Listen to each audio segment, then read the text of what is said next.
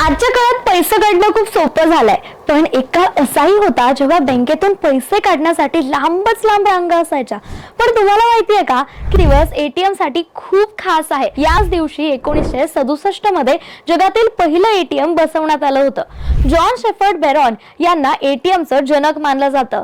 ते जेव्हा केव्हा पैसे काढायला बँकेत जायचे तेव्हा लांबच लांब रांगा असायच्या आणि कधी तर बँक लवकर बंद व्हायची आणि त्या काळी ना चॉकलेट बार डिस्पेन्सर असायचं.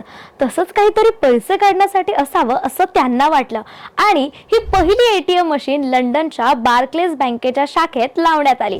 तेव्हा त्याला होल इन द वॉल असं म्हणायचे. भारतात पहिलं एटीएम मशीन जे आहे ते 1987 मध्ये मुंबईत HSBC द्वारे बसवण्यात आलं. तर आज जगभरात 25 लाखांहून अधिक एटीएम मशीन्स आहेत. आणि त्याबरोबरच तुम्ही कधी विचार केलाय का एटीएमचा पिन नेहमी 4 आकडेच का असतो? यामागे सुद्धा एक मजेशीर किस्सा आहे. जॉन शेफर्ड बॅरॉन यांनी सुरुवातीला 6 अंकी पिन सुचवलं होतं, पण त्यांची पत्नी कॅरोलिन म्हणाली की तिला फक्त 4 आकडेच लक्षात राहतील. तिच्या याच एका सल्ल्यामुळे आज जगभरात एटीएमचा पिन 4 अंकी स्टँडर्ड बनलाय.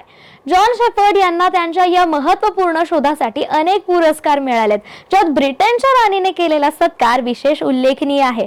भविष्यात ग्राहकांच्या गरजांनुसार एटीएम मध्ये कितीही बदल झाले तरी जॉन शेफर्ड यांचं नाव या शोधाचे जनक म्हणून इतिहासात कायमस्वरूपी नोंदवलं जाईल. तुम्हाला याबद्दलची माहिती आधी होती का? जर हो तर आम्हाला कमेंट बॉक्समध्ये नक्की कळवा.